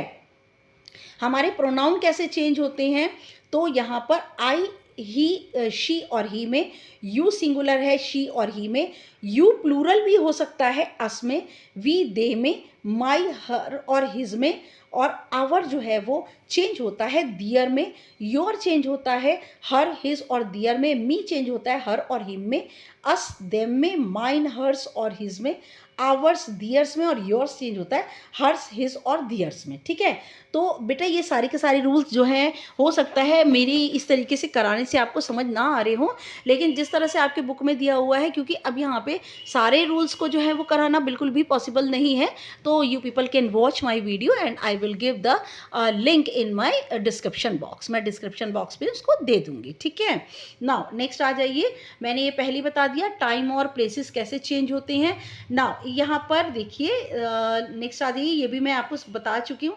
अब देखिए ऊपर यहाँ पर जो 4 सेंटेंसेस ये जो दिए हुए थे ना, और ऊपर आ जाइए, देखिए ये जो यहाँ पर 5 सेंटेंसेस ये जो दिए हुए हैं ना, ये वाले सेंटेंसेस, ये देखिए यहाँ पे ये जो 5 सेंटेंसेस दिए हुए हैं, इनको ये डायरेक्ट हैं, इनको इनडायरेक्ट में हमने कैसे चेंज करना है, देखिए आ जाइए, फिर आप इसको ऊपर जा करके देख सकते हैं।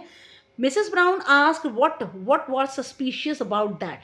मिसेस ब्राउन आस्क के बाद कनेक्टर आ गया, और what के बाद was is MR was वर में चेंज होता है, क्योंकि प्रेजेंट टेंस है ये, तो पास्ट में चेंज हो जाएगा। what was suspicious about this का that। Mrs brown questioned Leroy what he made of the 4 words। Third का आंसर है मिसेस ब्राउन, ब्राउन का बी कैपिटल कर लीजिएगा, इंक्वायर्ड। अब देखिए यहाँ पर क्योंकि WH फैमिली नहीं आई है उस सेंटेंस में, तो हम वहाँ इफ कनेक्टर लगाएंगे, if he was not mixed up in a jewellery robbery a few years ago, क्योंकि इसका आंसर येस या नो में है। Mrs Brown asked chief Brown if he had not search Nolan's house. Number 5, Mrs Brown inquired if there was young fir tree in Mr Nolan's palm tree nursery. ठीक है, आप questions को देख सकते हैं। Rewrite the following sentences in reported speech. अब यहाँ पे डायरेक्ट को इनडायरेक्ट में चेंज करना है। Rohan question why he had, क्योंकि डिड पास्ट परफेक्ट है और इसको हमने डिड जो है पास्ट इंडेफिनेट है, पास्ट इंडेफिनेट पास्ट परफेक्ट में चेंज होता है। Rohan question why he had stopped talking to me की जगह आ जाएगा यहाँ पे हिम। ठीक है, तो यहाँ देखिए मैंने सारे आंसर दिए हुए, देखिए why he had stop talking to him, if he had enjoyed the family gathering the day before, when he would visit them again, if he would come with her to meet their old teacher the following day, what gift he was planning to give his brother, if she would carry those notebooks to the staff room। Okay, now read the conversation between Aditi and Rahul। देखिए ये dialogue form में दिया हुआ है, अदिति और राहुल दो बच्चे बात कर रहे हैं, और इनके डायलॉग को, क्योंकि ये डायरेक्ट में डायलॉग है, इसको इनडायरेक्ट के अंदर हमें पैराग्राफ में कन्वर्ट करना होता है। ठीक है, इसके भी रूल मैंने अपने डायरेक्ट इनडायरेक्ट के वीडियो में दिया हुआ है, आप देख सकते हैं ना। देख सकते हैं आप, Aditi did you see anyone leave a package near the gift. देखिए यहाँ पे देखिए आ जाइए, यहाँ complete the following paragraph by transforming the dialogue in indirect speech. अब यहाँ पे फर्स्ट में आ जाएगा, Aditi asked Rahul if he had seen anyone leave a package near the gift. Rahul replied that he had noticed a man wearing a blue jacket drop it off. Aditi asked Rahul what time he had seen. फिर राहुल जवाब देता है, Rahul replied that it had been around 6:45 p.m. Aditi further inquired if he had been able to see his face. तो राहुल जवाब देता है, Rahul said that he had worn a hood so he could not see his face। ठीक है, अब आइए next पर, हम ट्रांसक्रिप्ट पढ़ते हैं। ट्रांसक्रिप्ट के बेस पर कुछ क्वेश्चंस दिए हैं, उन्हें भी हम सॉल्व करेंगे।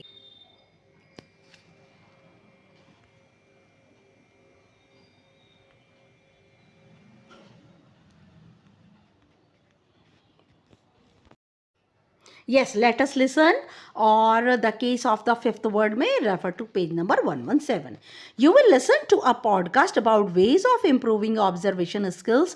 आप पॉडकास्ट के ज़रिए जो है सुनेंगे कि आप किस तरह से अपने ऑब्जर्व किसी चीज़ को देखने की कुशलताओं को कैसे इम्प्रूव कर सकते हैं। As you listen mark true or false for the statement 1 to 4, और जैसे ही आप सुनेंगे आपने स्टेटमेंट 1 to 4 जो क्वेश्चंस में दिए हैं उसमें ट्रू या फॉल्स लगाएंगे। ठीक है, hello everyone, in today's episode आज के क्रम में we will be discussing some simple but effective ways to improve our observation skills.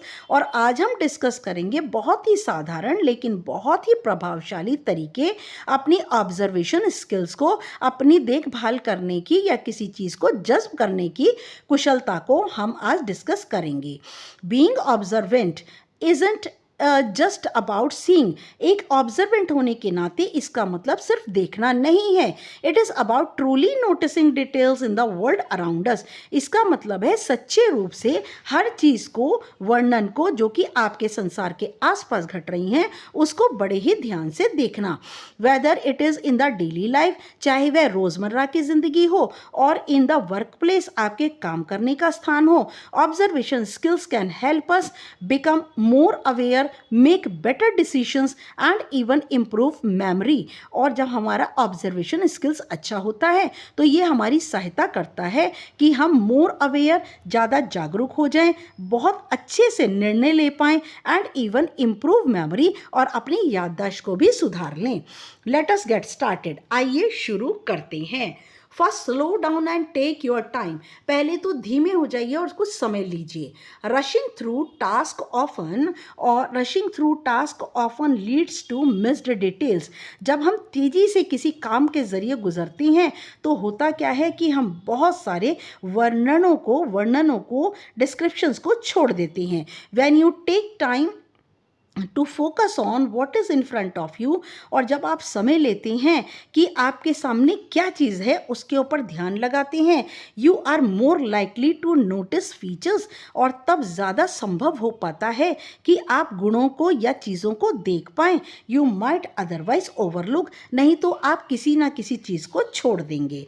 When you pause and observe, जब आप रुकते हैं और देखते हैं, द डिटेल्स बिकम क्लियरर। आपके सामने जितने वर्णन है सब के सब बिल्कुल स्पष्ट हो जाते हैं। Another effective method is to engage all your senses. और इसके दूसरा जो है प्रभावशाली तरीका है कि आप अपनी सारे सेंसेस को, अपने देखने, सुनने को, सूंघने को, टेस्ट लेने, सभी जितने भी सेंसेस हैं सबको काम पर लगाएं। Observation is not just about seeing. Observation का मतलब सिर्फ देखना नहीं है। It is also about hearing, smelling, touching. इसका मतलब सुनना, सूंघना, टच करना और कभी कभी टेस्ट करना भी होता है। The more senses you engage, जितनी ज़्यादा इंद्रियों को आप उन काम पर लगाएंगे, the more information you observe, उतनी ज़्यादा आप सूचना को इकट्ठा करेंगे। For example, when you are in a new environment, उदाहरण के लिए जब आप नए वातावरण में होते हैं, डोंट जस्ट लुक अराउंड, बस सिर्फ आसपास मत देखिए। पे अटेंशन टू साउंड्स, आवाज़ों पर, स्मेल, सुगंध पर और टेक्सचर्स, और सभी चीज़ों के ऊपर, उनकी सभी चीज़ों के ऊपर आप ध्यान दीजिए। A third tip is to ask question. तीसरा जो महत्वपूर्ण टिप है, जो तरीका है सवाल पूछने का। Curious people tend to be better observer. जो उत्सुक लोग होते हैं वे ज़्यादा अच्छे ऑब्जर्वर बन सकते हैं, because they actively try to understand, क्योंकि वे चुस्त तरीके से कोशिश करते हैं समझने की व्हाट दे आर नोटिसिंग, जो वे देख रहे होते हैं। Asking questions about what you see, सवाल पूछना कि आप क्या देख रहे हैं। Like why is this here, ये यहाँ क्यों है, or what purpose does it serve, इसका यहाँ पर होने का क्या कारण है। Forces your brain to think critically, इससे तुम्हारे दिमाग पर जोर पड़ता है कि तुम जटिल तरीके से सोचो about what you are observing, कि जो कुछ भी तुम देख रहे हो उसके बारे में तुम बहुत ही अच्छे तरीके से देखो। नाउ नेक्स्ट, टेक नोट्स और मेक स्केचेस। और दूसरा तरीका है कि कुछ छोटे छोटे नोट्स बनाओ और कुछ छोटी छोटी तस्वीरें बनाओ। Writing down what you observe can help, और जब भी आप लिखते हैं किसी चीज़ को, जो भी देखते हैं और उन्हें लिखते हैं, can help reinforce details in your memory, आपकी स्मृति के अंदर उन सभी वर्णनों को सशक्त कर देती है। रीइंफोर्स का मतलब होता है बार बार उस चीज़ को सामने आपके ले आती है। Even quick sketches of an object, यहाँ तक कि आप हल्की फुल्की ड्राइंग भी किसी चीज़ की बनाते हैं या जगह की बनाते हैं, कैन स्ट्रेंथन योर अंडरस्टैंडिंग, आपकी समझ को बल देती है ऑफ इट्स फीचर्स, और उसके गुणों के भी बल देती है। Finally it is important to practise mindfulness, और अंत में ज़रूरी है कि आप अभ्यास करें अपने दिमाग का।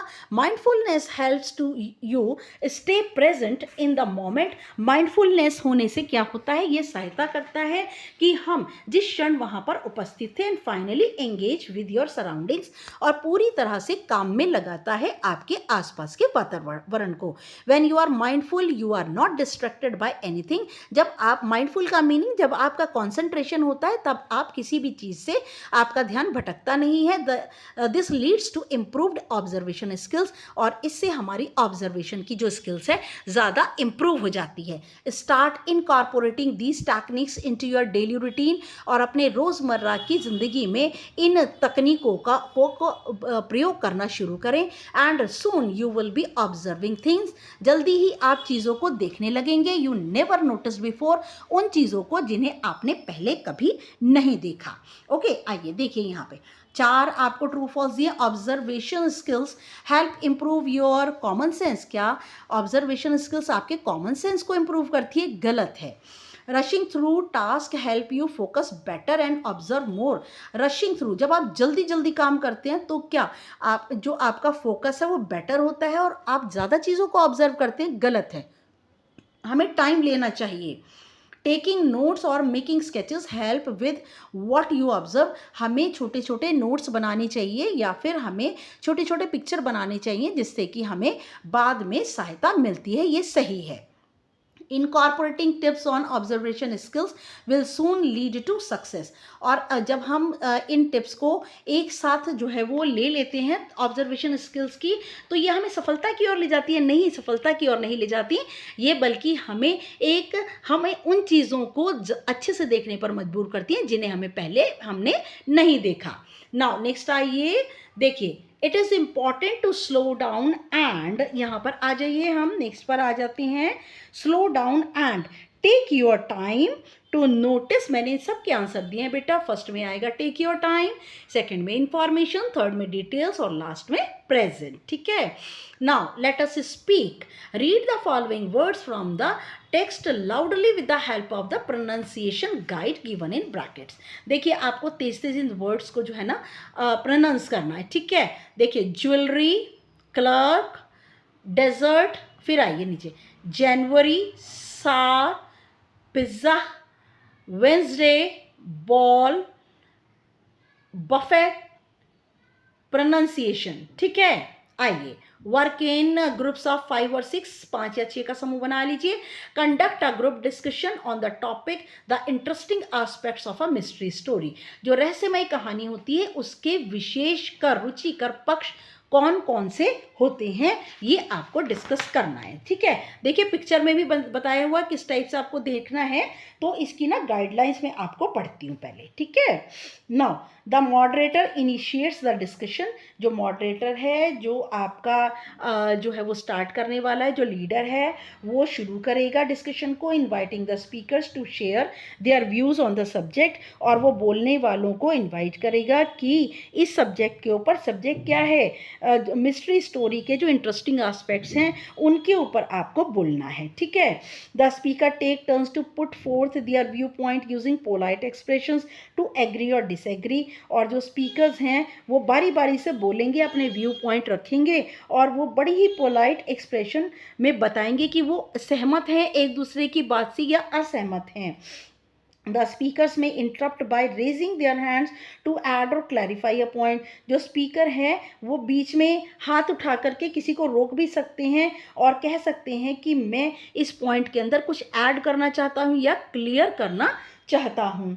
The moderator ensures equal participation of all the members. और जो मॉडरेटर है, जो आपका लीडर है, वो सभी मेंबर्स की बराबरी से पार्टिसिपेशन कराएगा इन द ग्रुप, समूह के अंदर। कंसोलिडेट्स व्यूज़, और सबके जो विचार हैं कंसोलिडेट होते हैं, सॉलिड या कॉन्क्रीट व्यूज़ होने चाहिए and calls upon other speakers to respond, और मॉडरेटर जो है दूसरे जो स्पीकर्स हैं उनको भी कहेगा कि आप भी बीच में अपने व्यू पॉइंट को जोड़िए।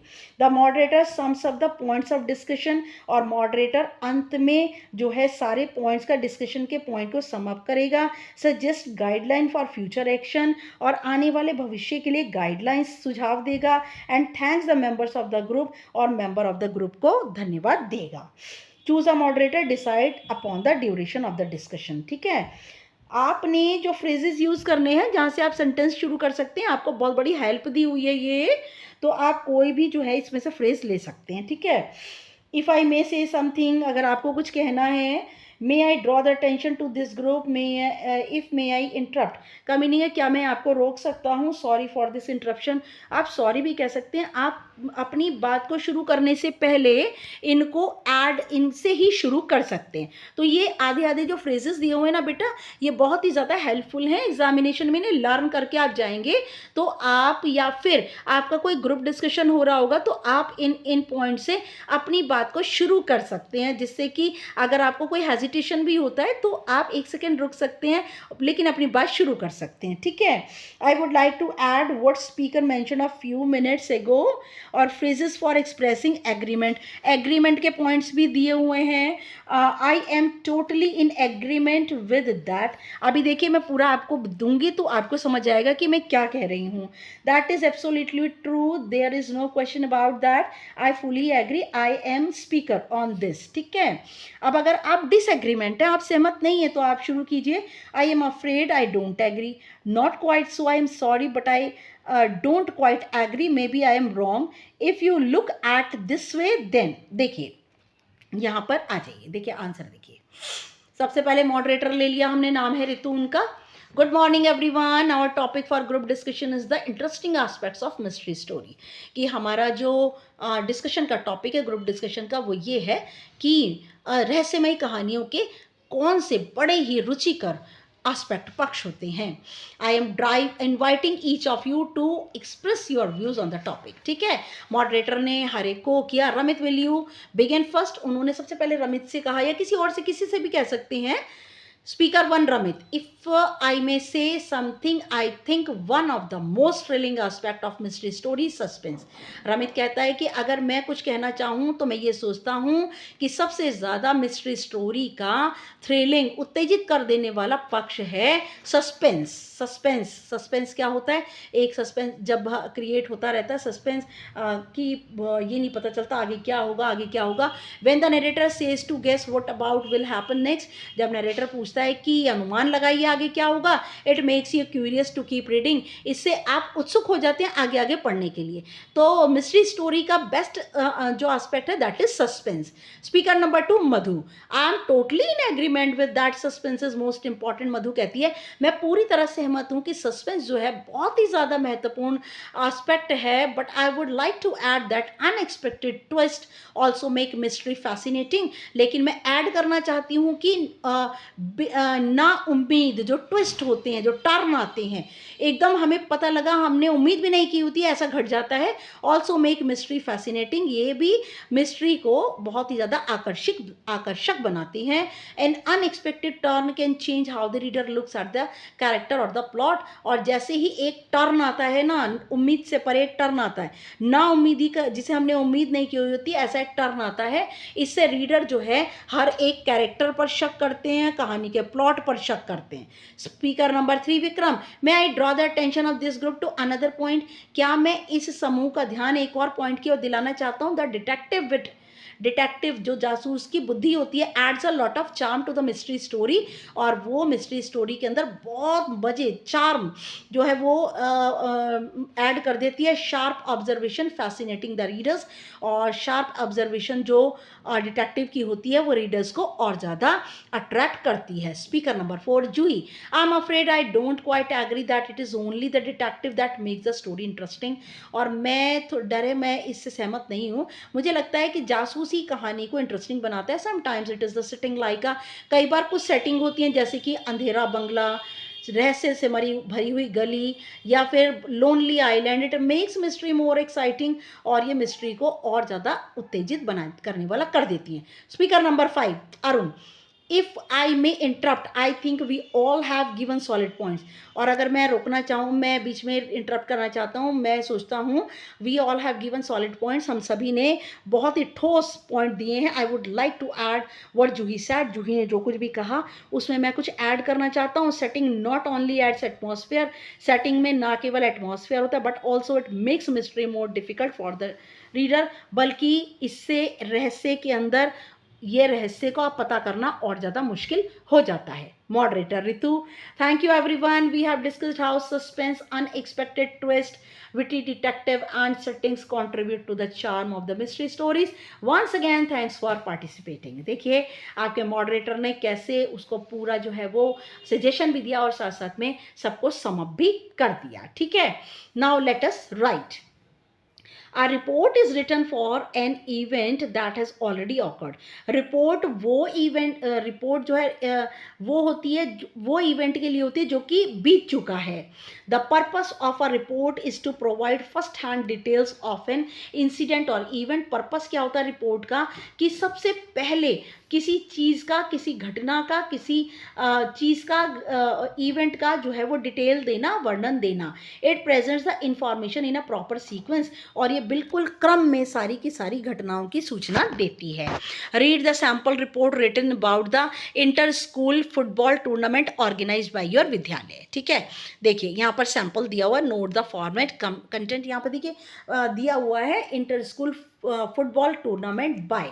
अब यहाँ पर बाय जो है आप किसने दी है, सेक्रेटरी ने दी है, हेड बॉय ने दी है, हेड गर्ल ने दी है, आप यहाँ पे लिख सकते हैं। ठीक है, टाइटल जो बाय लाइन होता है, रिपोर्टर का नेम आता है या फिर रिपोर्टर जिसने रिपोर्ट की है उसका नेम और क्लास आता है। ठीक है, अब पैराग्राफ नंबर 1 में हमने क्या देना होता है, व्हाट, की क्या चीज़ हुआ, हु किसने ऑर्गेनाइज किया, व्हेन कब किया और कहाँ किया।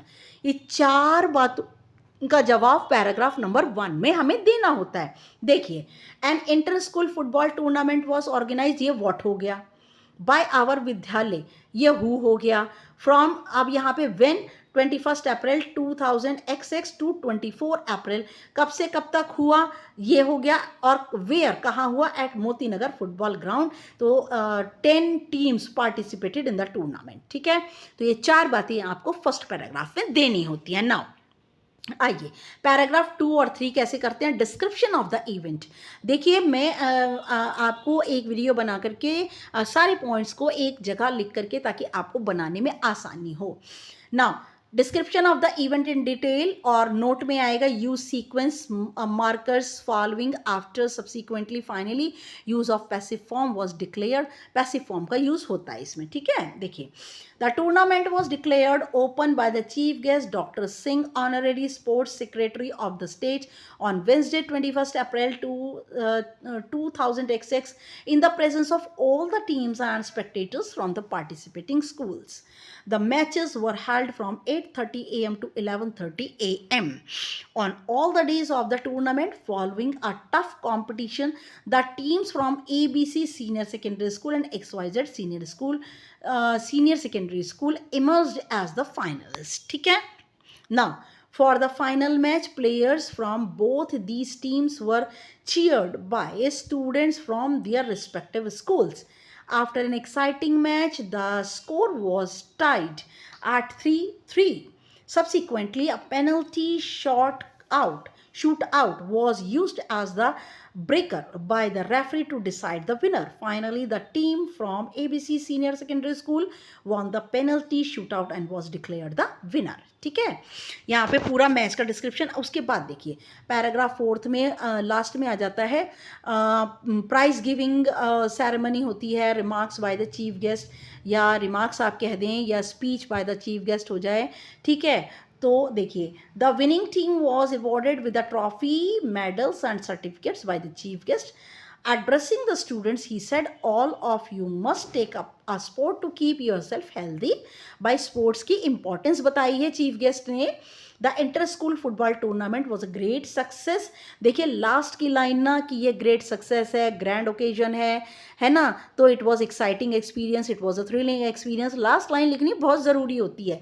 The inter school football tournament was a great success showcasing exceptional talent, teamwork and sportsmanship among the participating teams। ठीक है, इसमें एक पॉइंट आप और ऐड करना चाहते हैं, the vote of thanks was given by the principal to the chief guest. ठीक है, ये भी आप लास्ट में ऐड कर सकते हैं। देखिए आइए यहाँ आ जाइए। Now as a member of the art and craft club write report on the inter school art exhibition organised by your school.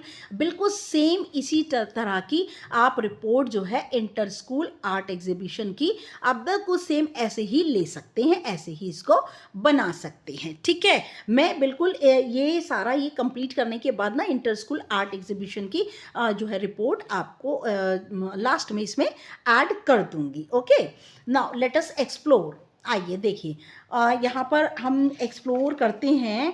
देखिए read the words and observe the images given below. देखिए नीचे images दी हुई है ना, इसको आपको identify करना है, आपको आंसर चेक करना है भाई किसी को कैसा दिखाई देता है, किसी को कैसा दिखाई देता है। पहले वाले बॉक्स में आ जाइए, यहाँ पर टीच और लर्न। सेकेंड में देखती हूँ हेट। थर्ड में गुड या इवल दोनों हैं। फोर्थ के अंदर एक ट्री भी दिख रहा है और दो फेसेस दिख रहे हैं, टाइगर और मंकी का। नेक्स्ट वाले में एक फेस भी दिख रहा है और पेंगुइन भी दिख रहा है। और नेक्स्ट वाले में तो मुझे जो है वो दिख रहे हैं ह्यूमन। यहाँ पे जस्ट अ मिनट बेट, ये ह्यूमन है। ठीक है, human beings facing each other. Human being एक दूसरे के मुंह के आगे खड़े हुए हैं फेस करके। ठीक है, now read the steps to play a language game, name the mystery object. देखिए एक बहुत ही बढ़िया आपके सामने गेम आने वाला है, लैंग्वेज गेम है ये, mystery object. Divide the class into teams, class की ना टीम बना दीजिए। Each team chooses an object, हर एक टीम एक ऑब्जेक्ट ले ले and prepares 3 hints to enable the other teams to name the object. और फिर उसके बाद में ना 3 अलग अलग हिंट्स बना ले, कोई भी चीज़ ले ले उसके 3 हिंट्स बना ले। देखिए नीचे एग्जांपल दिया हुआ है, each team takes turn to name the object given by the other team. और एक टीम जो है पहला हिंट देगी और कहेगी आप पहचानो ये क्या चीज़ है। अगर वो उस हिंट से आपको आइडेंटिफाई नहीं कर पाए तो वो अगर एक ही पॉइंट से आपने आइडेंटिफाई कर लिया तो आपको ज़्यादा पॉइंट मिलेंगे। अगर आप उससे नहीं आइडेंटिफाई कर पाए तो आपको दूसरा हिंट मिलेगा, थोड़े पॉइंट कम हो जाएंगे। अगर उससे भी नहीं कर पाए तो तीसरा पॉइंट मिलेगा, उसमें पॉइंट और ज़्यादा कम हो जाएंगे। तो यहाँ पर ये चीज़ कही हुई है, each team takes turns to name the object given by the other team. If a team names the object with the first hint they got 20 points, with the second hint 10 points and with the third hint 5 points। ठीक है, तो ये game है। देखिए one example with 3 hints. देखिए एक example दिया हुआ 3 हिंट्स के साथ। देखिए आप, I display information for all to share. मैं इंफॉर्मेशन दिखाता हूँ, सबको शेयर करता हूँ। With a swipe I am clean and bare, और स्वाइप करते ही मैं बिल्कुल साफ सुथरा हो जाता हूँ। ठीक है, अब ये नहीं अगर पता चला तो देखिए, आई एम रेक्टेंगुलर और अ स्क्वायर, या तो मैं रेक्टेंगुलर होता हूँ स्क्वायर भी होता हूँ। Home neither teacher nor student can spare, ना तो मुझे टीचर छोड़ते हैं ना मुझे स्टूडेंट छोड़ता है। I am mostly black sometimes green, now in white too I am seen. मैं कभी काला होता हूँ, कभी हरा होता हूँ, और कभी मैं आजकल की तारीख में तो मैं सफ़ेद भी दिखाई देता हूँ। ठीक है, तो यहाँ पर पहला हिंट आपने दिया, अगर पहचान लिया तो 20 पॉइंट्स, अगर नहीं पहचाना दूसरा हिंट दिया है तो 10 पॉइंट्स, आधे आधे पॉइंट्स होते चले जाएंगे। ठीक है, नेक्स्ट आइए। Visit the library and look for an encyclopedia. आप लाइब्रेरी जाइए, इंसाइक्लोपीडिया देखिए, व्हाट इज इट, ये क्या है। Check how it is different from a dictionary, बताइए डिक्शनरी से कैसे अलग है। Share your answer with your classmate and teacher, अपने क्लासमेट और टीचर के साथ आंसर शेयर कीजिए। देखिए a thesaurus is a reference book और डिजिटल टूल। थिसॉरस क्या होता है, डिक्शनरी क्या होती है, ये एक रेफरेंस बुक होती है या डिजिटल टूल होता है that provides a collection of words ये बहुत सारे शब्दों का समूह दिखाता है, सिमिलर एक जैसे अर्थ होते हैं, allowing user to find alternative words, और ये यूज़र्स को बताता है कि उसके जैसे शब्दों को या फ्रेजेस को सेम आइडिया के साथ एक्सप्रेस करें। Choose any 5 words and find out their alternative words from the thesaurus. ठीक है, थिसारस बेटा डिक्शनरी को ही कहते हैं। देखिए 5 वर्ड्स मैंने ले लिए हैं। अब आप एनसाइक्लोपीडिया का जो है वो अपने आप से जो है वो मैं आपको यहाँ पर बता रही हूँ कि एनसाइक्लोपीडिया क्या होता है। ठीक है, देखिए यहाँ पर जो एनसाइक्लोपीडिया होता है एक्चुअली, जस्ट अ मिनट मैं आपको एनसाइक्लोपीडिया बताती हूँ क्या होता है। यस बेटा, एनसाइक्लोपीडिया होती है, एक बुक होती है या सेट ऑफ बुक्स होता है filled with facts from A to Z. तो ये बुक होती है, बुक्स का सेट होता है, इसके अंदर किसी भी चीज़ की जानकारी ए टू जेड शुरू से लेकर आखिर तक जानकारी इसकी दी हुई होती है। थिसारस जो होता है वो उसके अंदर वर्ड्स होते हैं। जो इंसाइक्लोपीडिया होता है उसके अंदर डिस्क्रिप्शन कम होता है, पिक्चर्स के थ्रू उसको जो है वो शो किया जाता है। ओके, आपको इंसाइक्लोपीडिया के पिक्चर भी दिखा रही हूँ और डिक्शनरी की भी दिखा रही हूँ। डिक्शनरी को थिसारस कहा जाता है ना। 5 वर्ड्स हम ले रहे हैं डिक्शनरी में से। Attractive, fascinating, alluring, appealing, charming. देखिए कितने सारे वर्ड्स हैं डिक्शनरी देती है हमें। डल का boring, lifeless, flat, gloomy. Slow का lethargic, tardy, lagging, sluggish, beautiful, lovely. Attractive का स्टनिंग, गॉर्जियस, एंड स्मार्ट का intelligent, clever, witty, bright, brainy. Okay, अब मैं आपको यहाँ पर ना रिपोर्ट दे रही हूँ। ओके, रिपोर्ट दे रही हूँ। अब आप को रिपोर्ट समझा भी रही हूँ, ऊपर इतना स्पेस नहीं था, यहाँ पर मैं आपको दे रही हूँ। यस बेटा, एक रिपोर्ट रह गई थी और जिसका एक एग्जाम्पल भी दिया हुआ था, लंबा चौड़ा एग्जाम्पल दिया हुआ था। उसमें जो है वो इंटर स्कूल आर्ट एग्जीबिशन की रिपोर्ट बनाने के लिए कहा था, वही मैं ऐड कर रही हूँ। वहाँ पे स्पेस नहीं था इसलिए मैं आपको अलग से लास्ट में दे रही हूँ। सबसे पहले आपने टाइटल लिखना है ऊपर कैपिटल में, बाय सुधा। नीचे आप बाय लाइन आती है, 1 नंबर की लाइन आती है। अगर 5 मार्क्स का क्वेश्चन है ना बेटा, तो ये हाफ मार्क की लाइन होती है, by Sudha, member of art and craft. Art and के बाद ज़्यादा स्पेस हो गया, ठीक कर लीजिएगा आप इसे। नाउ पहली लाइन के अंदर होता है our school organised an inter school art exhibition. क्या चीज़ है, डेट बताइए, 7 अगस्त 2025। कहाँ पर? In the school auditorium. 10 neighbouring schools participated in it. 10 neighbouring school ने, पड़ोस के स्कूल ने इसमें पार्टिसिपेट किया था, भाग लिया था। They showed their creativity and talent. उन्होंने अपनी सृजनात्मकता और अपनी खूबियों को दिखाया। The exhibition was inaugurated by a distinguished painter. ये जो एग्जीबिशन थी इसका उद्घाटन एक जाने माने प्रतिष्ठित पेंटर ने किया।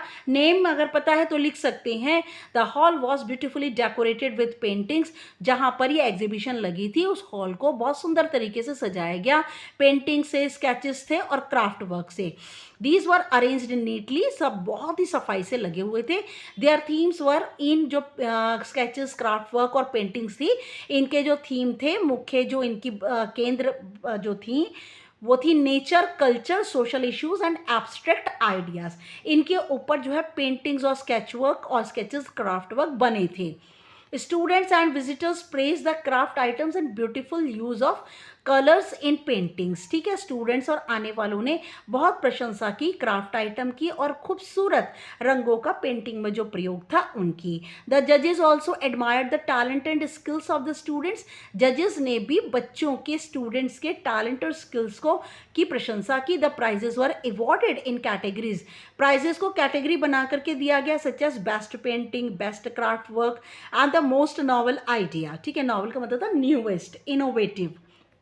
Our school won the first prize for group art, और ग्रुप आर्ट के लिए हमारे स्कूल ने फर्स्ट प्राइज जीता। The chief guest gave a thought provoking speech, और चीफ गेस्ट ने आर्ट एंड क्राफ्ट के ऊपर हमारे विचारों को जागृत करने वाली स्पीच दी, भाषण दिया। It was a grand success. ये लाइन बहुत इंपॉर्टेंट होती है, हर एक इवेंट के अकॉर्डिंग लिखी जाती है। ये भारी सफलता थी। The school principal gave a vote of thanks to the chief guest, और स्कूल प्रिंसिपल ने जो मुख्य अतिथि आए थे उनको धन्यवाद दिया। ओके, दिस इज़ व्हाट, बहुत ही लंबा इसका सोल्यूशन है इस चैप्टर का, इसीलिए थोड़ा सा बनाने में मुझे टाइम लगा। और आपको लग रहा होगा कि मैम ने 2 चैप्टर का करने के बाद में 3rd चैप्टर को बिल्कुल इग्नोर कर दिया। नहीं, ऐसा नहीं है बेटा, ये इट टेक्स टाइम, क्योंकि इसके साथ साथ और भी क्लासेस का वर्क चलता रहता है, तो ये थोड़ा टाइम लेता है। लेकिन ये फुल फ्लेज आपको बिल्कुल एक एक चीज़ सॉल्व करके आपके सामने रख रही हूँ। And please, this is my humble request, मेरे चैनल को लाइक शेयर सब्सक्राइब कीजिए। एंड आप कमेंट नहीं कर रहे हैं, प्लीज़ कमेंट ज़रूर कीजिए। एंड नेक्स्ट वीडियो तक के लिए गुड लक, गुड बाय।